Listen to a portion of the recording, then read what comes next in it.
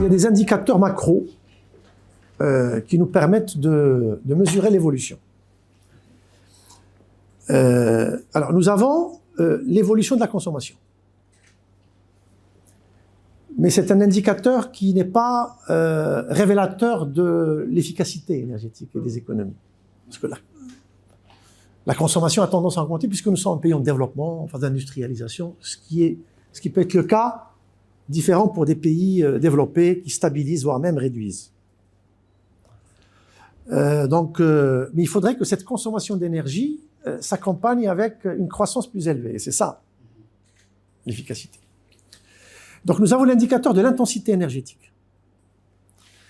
C'est un indicateur qui mesure l'évolution donc de la consommation finale du pays, et ça peut se décliner par secteur.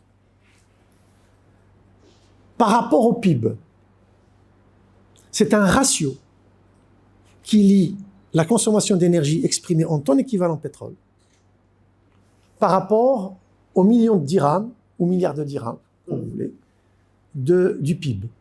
Donc c'est un ratio.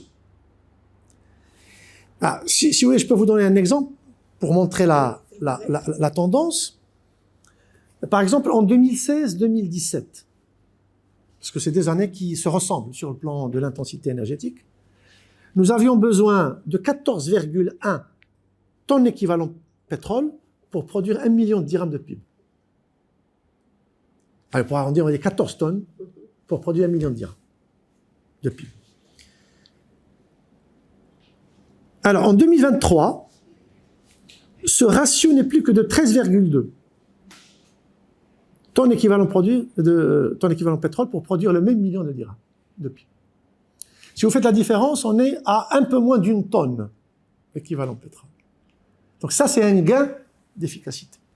Et c'est ça l'intensité énergétique. Et quand vous le mesurez, c'est important. On le mesure parce que nous avons le bilan énergétique national. Oui.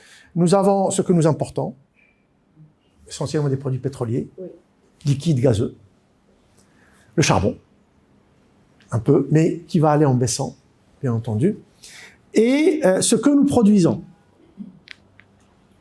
par les énergies renouvelables pour l'électricité, un peu de gaz, bien entendu, de la biomasse aussi. Tout ça fait le bilan énergétique du pays. Et donc, on suit, et c'est réparti par consommation par secteur. Et nous avons la facture énergétique, bien sûr, ce que ça nous coûte.